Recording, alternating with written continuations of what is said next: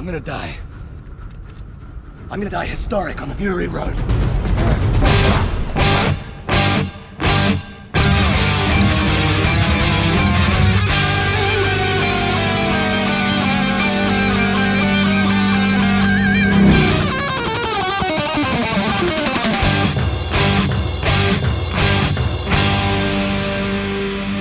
Welcome to the Mad Max Minute. We exist in this wasteland, a podcast reduced to a single instinct. Watch Mad Max Fury Road 1 minute at a time. I'm Rick. And I'm Julia. And today we're talking about minute 4, which begins with Max crawling away from his overturned interceptor, and it ends with Max thrashing warboys. Good Monday morning, Julia. Happy Monday. We begin this minute with Max crawling slowly from the wreckage of his interceptor, and we get a quick flash right here at the top, like a second into this minute, of Max and Little Glory. And I forgot to mention something on Friday that I'm glad we get to bring it up now. Seeing Glory get run over by those machines is our first instance of child death! Yay! It was fairly early, too. Well, yes. I mean, considering, let's see, in Mad Max 79, it took most of the movie. Mm-hmm. We didn't get child death until minute 74 when Sprague was run over. Yep. And then in Road Warrior, was there any child death? Nope. The only child I can think of is the feral child, and he survived all the way through to become the narrator. Nice. So he was fine. And then in Thunderdome, we had to wait until minute 73 before it was confirmed that Finn McCoo did not survive the quicksand. True. So not bad going all the way from the 70s to the third minute. I think that's another indication, even this early on, this is a very different movie than we have dealt with in the past. Mm-hmm. I was also thinking about these flashes that we're getting and how you kind of have to read those comics. You really do. To understand what Max is going through right now, you need to know who Glory is.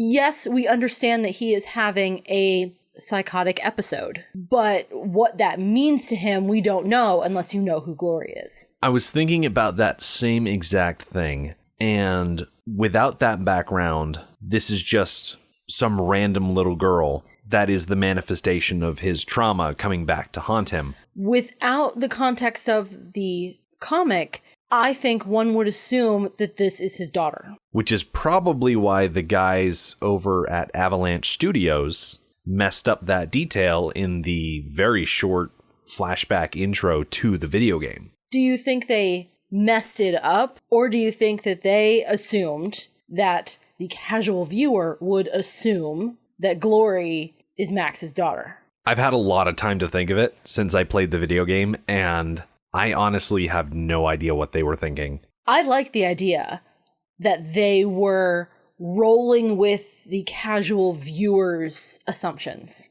because a casual viewer can also turn into a casual player really easily. While the fanatics, like you and I, if you're going to do a Mad Max video game in canon, it's got to be really well in canon. Mm-hmm. So if they can't do that because they can't make Max look like Max, they can't make him look like either Mel Gibson or Tom Hardy, they can't do the voices. There's all sorts of things in canon that they can't do. So why play to the fanatics? Why not play to the casual viewer? So they couldn't go big. They also couldn't go home. So they just kind of went. Yeah. All right. Now, I'm not familiar enough with the game. Was the game a financial success? Probably not. I have not looked up the numbers for it, but it wasn't the type of game that made all of the money in the world that ever was, and therefore it was probably seen as a financial loss all over, because that's how video game companies are. Yeah. If you don't make all of the money, then you have failed. Well, video games are extremely expensive to make. That's true, but just recently, as we're recording this in January, a report came out to say that video games made up 50% of entertainment spending in Great Britain for 2018. Wow, that's a lot. So they are making money hand over fist. Yes, they are. I believe it was an old episode of The Know from Rooster Teeth that broke down where your $60 goes. And it was fascinating. I'd never seen an in-depth look at what it takes to make a video game, from the animators and the writers and the voice actors to distributors to advertising,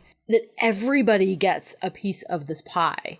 And by the time you divide up $60, it's not that much. Speaking of the video game, and I don't want to belabor the point too much, but for the Mad Max game specifically, Avalanche went to West Coast Customs and they took, I think it was a Camaro or something, and they pulled the Camaro body off and dropped it onto the frame of a Ford F-150 and created a car out of the game in real life, and they brought it to Wasteland Weekend, and everyone was very impressed, and they took pictures with it. But that's one of those extra financial things that they have to cover as part of their advertising budget. Yeah, and that was not cheap. Certainly not. Those are two very expensive cars. And a lot of very custom work. Yes.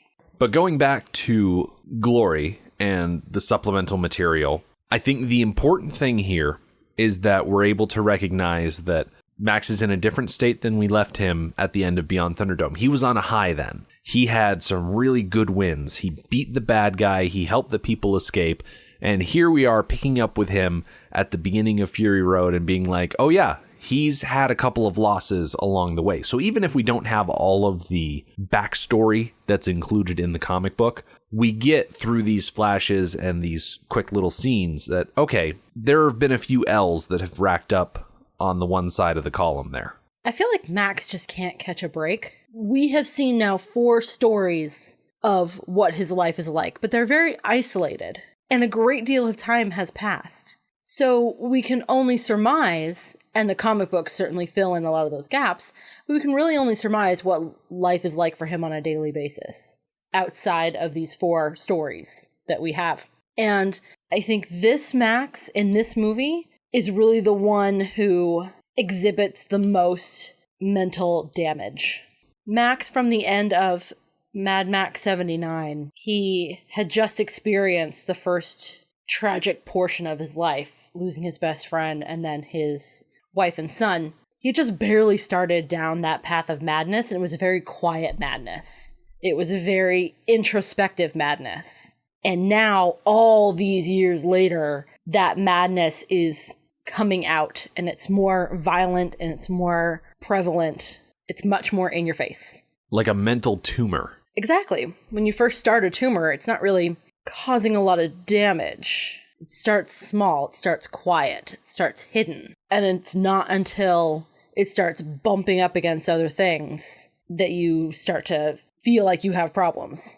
And this tumor has taken over. Getting back into the minute, as Max is crawling away from this overturned car, we start to hear a little bit of voiceover again. But before I get into the voiceover, I wanted to call everyone's attention to the crowd of war boys that have descended on the Interceptor. And there are a couple that are hooping and hollering and celebrating the fact that they've found this car. There's one in particular, he's got 2 thundersticks and he's like, yeah, we did it.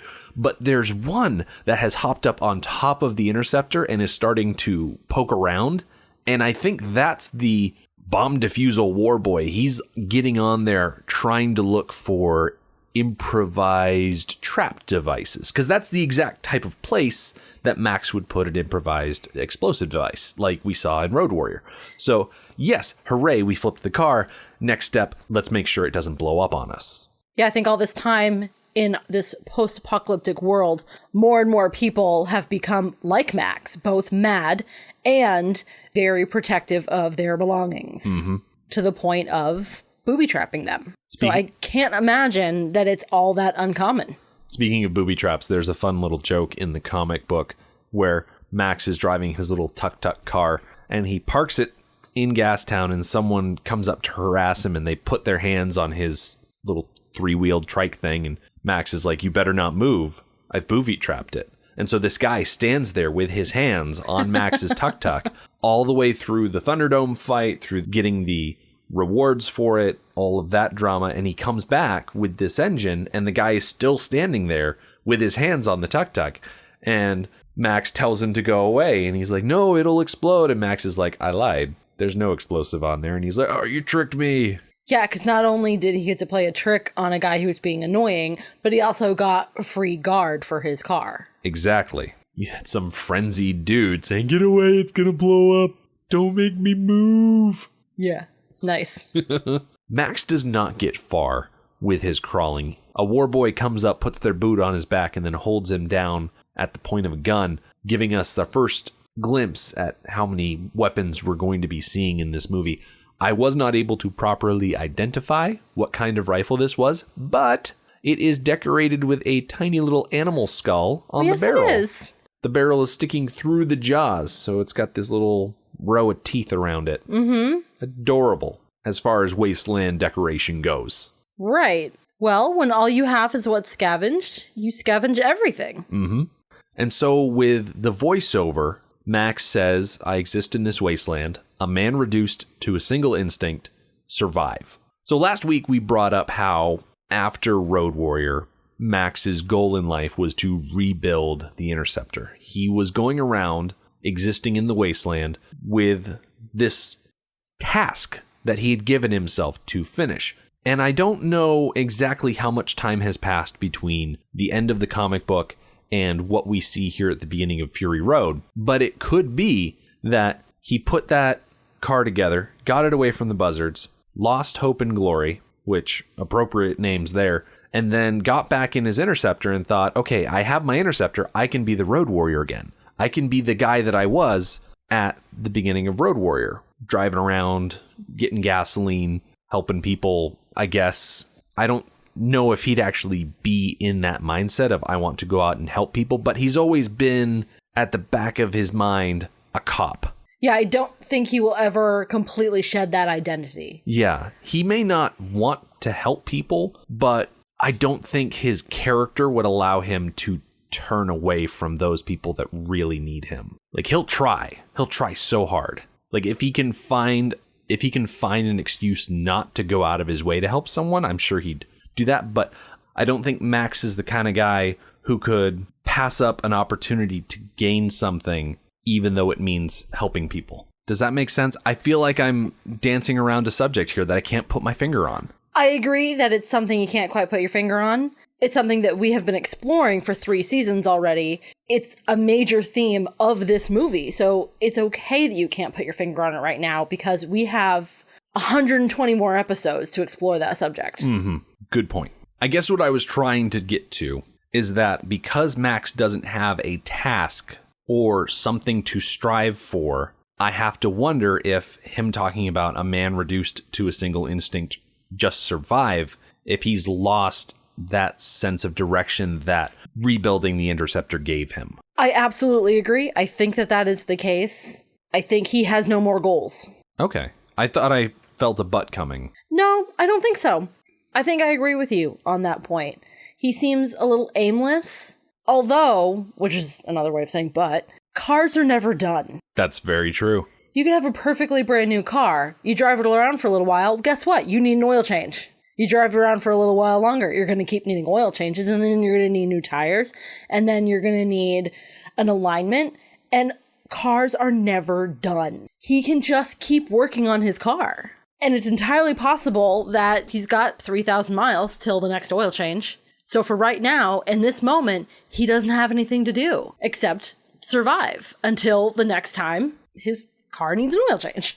There is a detail coming later on in this minute that is going to highlight that there is indeed something that this car requires that he does not currently have, but we'll talk about that when we get to the tattooing scene. But before we can do that, we get to see Max being dragged behind the Interceptor as it's being towed, and the guys over at CinemaSins point out that dragging Max back to the Citadel like this would mean that the Warboys cannot go as fast as a normal vehicle would be able to drive on this terrain.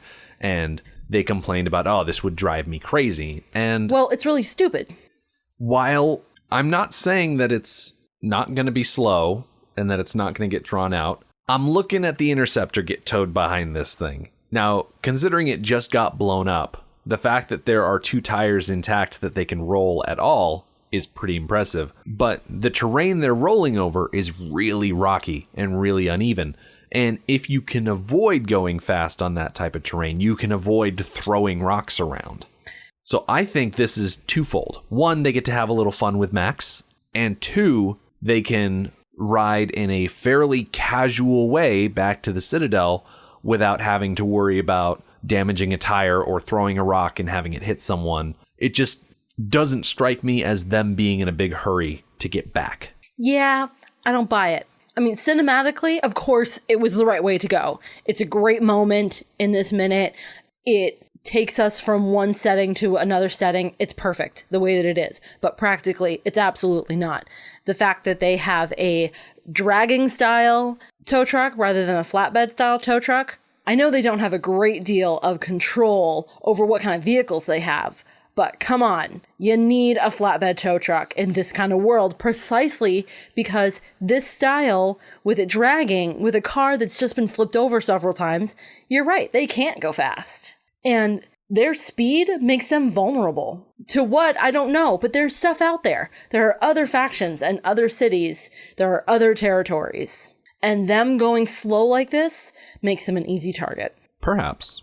I will not begrudge you the idea that there are other factions out there, but I was just looking at how close they are to the Citadel, how tightly their ranks are as they're rolling along. They seem to be moving in a sort of turtle formation with a couple of lead vehicles up front, a couple of support vehicles on the side. Even the tow truck has another car rolling back behind it, and they're acting very casually. The war boys are throwing things at Max to taunt him. You're right. I definitely agree that they are grouped strategically. They are very relaxed. I'm grateful that you pointed out that they were throwing things at him because something like appears to fall off of him, and I thought it was his hat. I'm like, oh, poor Max, he lost his hat. But now that you say that it was thrown at him, now I see it like bounce off of him. And this whole shot is a slow fade to black anyway. So it is. It's not like there's a ton of tiny details that we need to see. No. Because for the next couple of seconds, it is just black screen. And when we come back up to the next scene is my favorite moment of this minute. Okay. So we start out with clumps of hair getting dumped into the dirt. Familiar sight. And a child's hand collecting it up. Familiar sight. Except this one isn't wearing bird wings. It is not. It is painted pale. It's a war pup. It is a war pup. And I have to admit, I really like the label war pup. It's really cute. It's adorable. It is.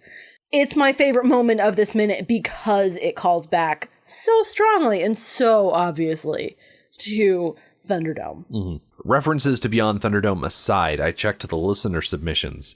This war pup is likely collecting Max's hair so that it can be repurposed to use when stitching up wounds. When we see the organic mechanic in a couple of seconds, we will see that his hair is really patchy, and that's from him cutting off lengths of it to use as stitches. Oh, and considering the overall health of the entire community, they're either starving to death on the ground or they have questionable genetics up in the Citadel Heights. There's not a lot of hair to go around. Mm-hmm.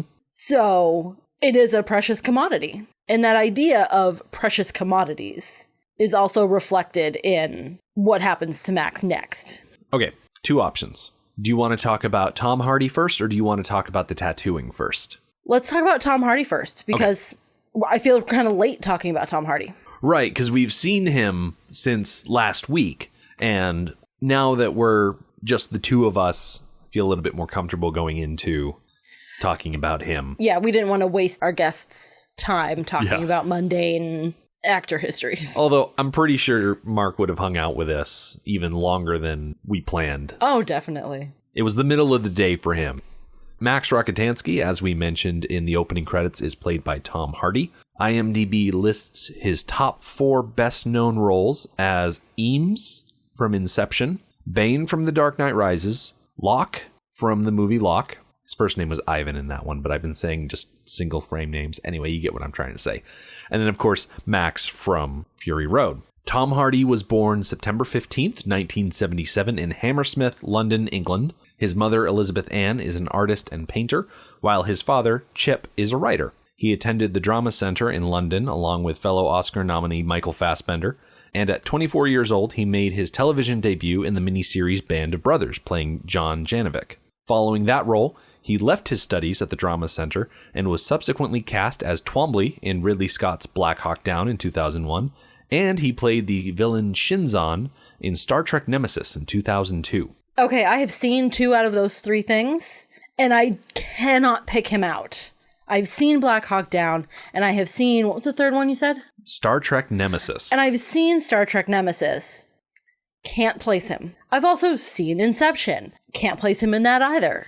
As far as Star Trek Nemesis is concerned, I actually pulled it up on YouTube, a scene with him in it, because I haven't seen Nemesis at all. Shinzon is the, I guess, spoiler alert, Jean-Luc Picard clone. Okay. I still have no idea who you're talking about.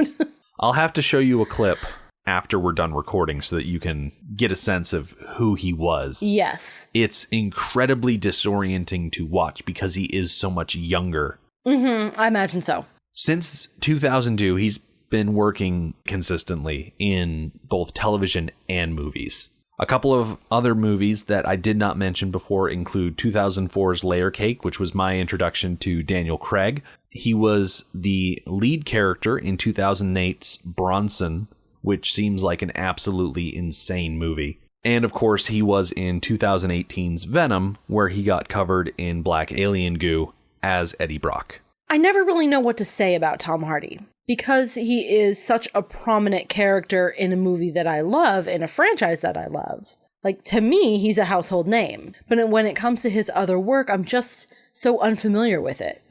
Well, he was also in the 2009 miniseries run of Wuthering Heights as the lead character Heathcliff. Of course he was. I can't stand the story of Wuthering Heights. Neither can I. But I can see how Tom Hardy would easily fit that role.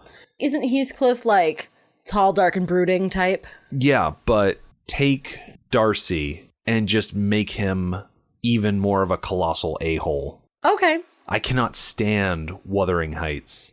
I can't tell you beat for beat the story of it, but I had such a bad experience reading it in school that I have utter contempt for it. He was also, speaking of television, on the period crime drama Peaky Blinders between 2014 and 2017.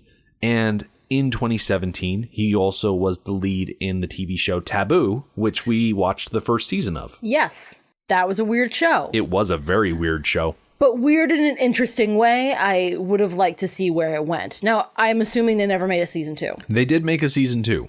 Oh, well then we need to watch that. We really do. Because it ended season 1 in a very interesting place. And frankly, I'm glad the sister's gone. She's the one who made everything weird. Yeah. Do you want to know a weird detail about Taboo? Sure. One of the writers on that show, Chip Hardy, his dad. Really? Yep.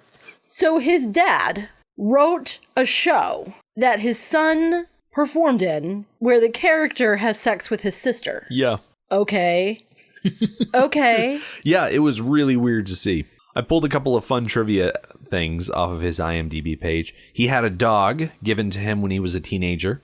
The dog's name was Max, named after the character that he is now playing. Really? Yep. Oh, that's great. Unfortunately, the dog passed in 2011. That is sad, but it's also fitting because Max can't have nice things. Given animal life... expectancy? Yeah, given animal life expectancy, it's not a surprise. Tom Hardy is also the only actor to play a villain in both a Star Trek film and a Batman film. Really? That was on his trivia page? Yeah. That just doesn't really seem like something... Okay, I said it in my head and then I realized it was dumb. I was gonna say that doesn't really seem like something that people care about. And then I remember the fandom surrounding Star Trek and the fandom surrounding Batman and how like insane they are and enthusiastic and thorough. They would absolutely look for ways to cross over. Speaking of DC properties like Batman, Tom Hardy was cast as Rick Flag in 2016's Suicide Squad, but he dropped out due to scheduling conflicts with The Revenant. Rick Flag, is that the one who got blown up? Rick Flag is the one who was sleeping with the lady who became the Enchantress. He was the army guy that was kind of bland. Oh, okay. Because the guy that got blown up, I can actually picture Tom Hardy in that role. Are you talking about the ropes guy? Yes, the ropes guy. He got his head blown off? Yes. Yeah, no. It was a good idea for him to do The Revenant instead, because as of 2018, Tom Hardy has appeared in 4 films that were nominated for a Best Picture Oscar. Inception in 2010, Fury Road in 2015, The Revenant also in 2015, and Dunkirk in 2017. He has made some very excellent choices. Absolutely. Is there anything on that list that's like not an excellent choice? That's, fun to make fun of? Let me pull the list up real quick. That's hard to say because he's also been in movies like Tinker Tailor Soldier Spy. He was in the 2011 movie Warrior about those brothers in Boston that have to box each other. That was critically acclaimed. I'm looking through his list and there's nothing that stands out to me as particularly egregious. Some people might look at the Star Trek movies and think those are egregious in and of themselves, but I can't speak to that. Yeah, it's hard to label it as a good movie or a bad movie or a successful movie or a bomb because it's now part of a fandom that's huge. So you're always going to find millions of people who love the movie. And as is typical with English actors and honestly, many actors in general, he also has a robust stage career that started when he was younger and has continued sporadically over his career. You'd be an interesting stage actor. I think I would like to see that. So getting back into the minute, we catch up with Max in our first instance where we can clearly see his face, which is mainly why I wanted to bring up his history as an actor here. And he's lying on a table and his arms and legs are being pulled in every direction to keep him steady because working on Max's back is none other than the organic mechanic who we'll talk about more in a later minute. But he is furiously scribbling away at a complex tattoo on Max's back. This tattoo, it feels to me, and I know this isn't correct, but it feels to me like he is adding information to a previous tattoo. It feels like he is just notating a new fact in Max's medical record, which I know is untrue. This is all very clearly fresh. Mm-hmm. So do you have a clear picture of this tattoo on your screen? I do. Some things that I can pick out. No lumps, no bumps, piss good. No, piss okay. I think next to where it says okay circled, I think it says genitals intact. Mm-hmm. Multiple scars. I can't see what it says before fast. It's obscured by some blood. So Peter Pound. Oh my gosh. You have it like all transcribed. Yeah, that's why I asked if you had a clear picture of it. You are such a butt. You could have said no, and I would have shared this with you. I did. I have a clear picture of it. So Peter Pound, when he was working on designs for this movie, drew out exactly what was going to be tattooed onto Max's back. So at the top, it says day 12,045, which works out to a even 33 years. So I don't know if they're estimating Max's age by writing 12,045, or they've been in the Citadel for 33 years. It's not clear what that day is for. I'm guessing that it says day 12,045 because that's how long they've been at the Citadel. The same thing with how we mark time here, the year 2019. It's pretty arbitrary. And it's the year 2019 because we all agree that it's the year 2019. So this dating system that they have is also arbitrary. Everybody agrees at what point to start counting 1, 2, 3, and that's just the way it is. And we in our society have the ability to share that common start date, but they don't. It also lists next to the day, Max's height is 10 hands, and he is currently 180 pounds, which is not bad for a guy out in the wilderness of a wasteland. Yeah, that's kind of a lot for someone who is, guarantee you, he's malnourished. He doesn't look it. He looks like he's 180 pounds, but that just doesn't feel very practical. Remember what Mark said. If we pay attention, towards the middle of the movie, he's going to look even heavier, and then by the end, he'll look thinner again. Yes. Are you looking up how much Tom Hardy weighs? I'm looking up his height. Ah. He's 5'9". I'm looking up how much 10 hands is. The first thing that I got to with measuring with hands is for horses, because that's how you measure horses. It only goes down to 12. Oh, okay. It doesn't go down to 10 hands. Gotcha. When I saw that Tom Hardy is 5'9", I thought, oh, how tall was Mel Gibson again? Mel Gibson, for those that forgot like I did, is 5'10". Oh, okay. They're comparable, but he probably needs to have like 1-inch wedges in his boots just to get that height. Not that it really matters. So one source that I found, it doesn't measure humans by hand. This particular one is for mules and donkeys. 10 hands is 40 inches. So that's definitely not the same conversion that they're using. Certainly not. I'm only finding it for animals, for horses and mules and whatnot. Well, getting back to the tattoo, it lists the days, the height, the weight. Then it says no name. So Max did not share his identity with his kidnappers. I don't imagine he would. But as you mentioned, it says no lumps, no bumps, full life clear, 2 good eyes, no busted limbs, piss okay, genitals intact, multiple scars, heals fast, O+ high octane, universal donor. Interesting, because on his skin it says O negative. Really? Yeah. I wonder if Peter Pound thought O+ was the universal donor and it's actually O negative. I'm guessing that you're on that right now. There's a universal donor and a universal receiver. Mm-hmm. O negative is the universal donor. Okay. So they fixed it. Sketch, they had the right letter, but they didn't have the right plus or negative. Yeah. The important thing is that he can give blood to anybody. And so the reason why we linger on this shot specifically is for universal donor. And it's going to be reinforced later on thanks to the organic mechanic there. Mm-hmm. Underneath universal donor, it mentions that he is a lone road warrior run down on the Powder Lakes. And then next to that, it says V8 with a circle around it. So I assume that means this is where we found him. This is what he was driving that we took. Mm-hmm. It's almost like they're recording his property, but if it's no longer his property, why are you recording his property? Yeah. It's not his anymore. It's strange to think that they would record, okay, he was driving a V8. They say right on here, no gasoline, no supplies. So his car was running on empty, and it wasn't carrying any food or weapons or anything like that. So why list the engine size, the gas amount, and the supply count? Yeah, he's already been relieved odd. of those things. Yeah.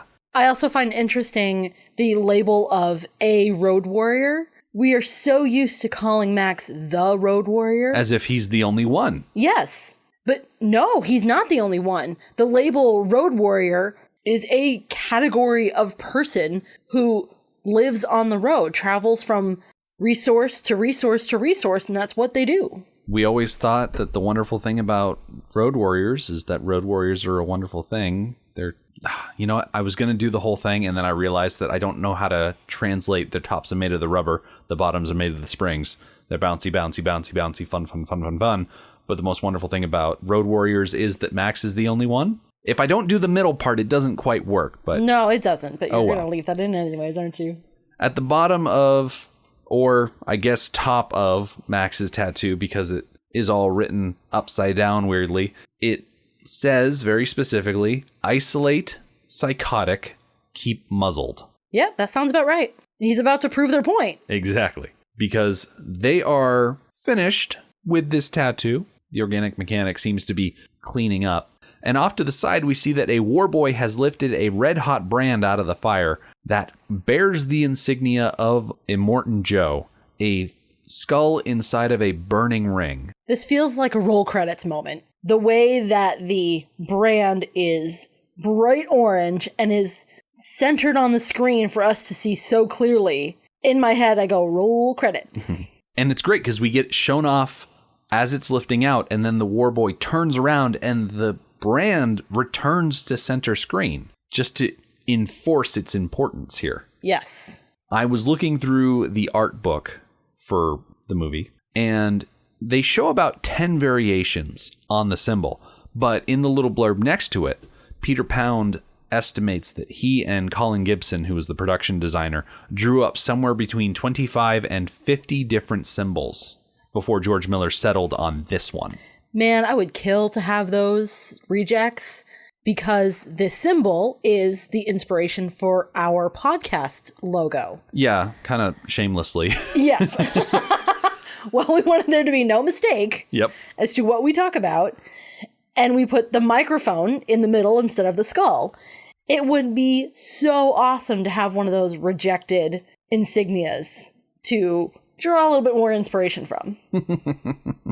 I just want one made out of metal or something like that. Something that we can hang up on the wall of the garage as a wall art thing. Porter, who people might remember me mentioning and having on the show from our season Road Warrior, he's been getting into a lot of crafting lately. And so he might be a good person to poke a little bit. Be like, hey, when you get into metalworking, you know. Yeah, he's done welding. He's done forging, too. Mm-hmm.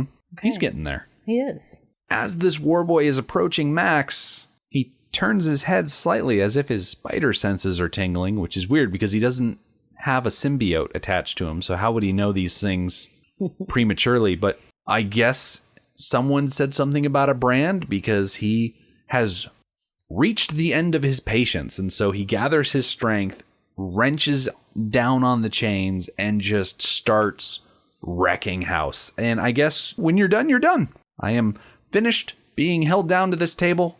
I'm good, guys. I'm leaving now. Exactly.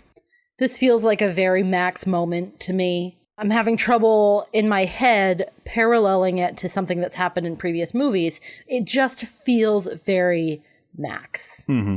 To never give up, never surrender, to... Aye, aye, Taggart, sir. To keep fighting, and as we see in the next few minutes, keep fighting even though it's futile. Because by Grapthar's hammer, you will be avenged. All right. With that, we reach the end of today's minute. So be sure to come back on Wednesday. Max is going to continue just wrecking everybody in this room before hightailing it out of there and leading us on a rather rushed and improvised, but still a tour of the Citadel, or at least this floor of the Citadel. The Mad Max Minute podcast is a fan project by Rick and Julia Ingham. The Mad Max franchise was created by George Miller and Byron Kennedy, is presented by Kennedy Miller Mitchell Productions, and distributed by Warner Brothers. Mad Max Minute is produced and edited by Rick Ingham. Our opening music is Verdi's Dies Irae by Daniel Bautista of danielbautista.com. Our home on the internet is madmaxminute.com. You can follow us on Twitter at madmaxminute, like us on Facebook by searching for Mad Max Minute, and join our Facebook listener group, Mad Max Minute Beyond Microphone. If you'd like to support the podcast, visit madmaxminute.com, where you can see what's in our TeePublic store, join our Patreon, or even donate to the show to help us keep the tanks full. Thank you for joining us for Minute 4 of Fury Road. We'll see you next time.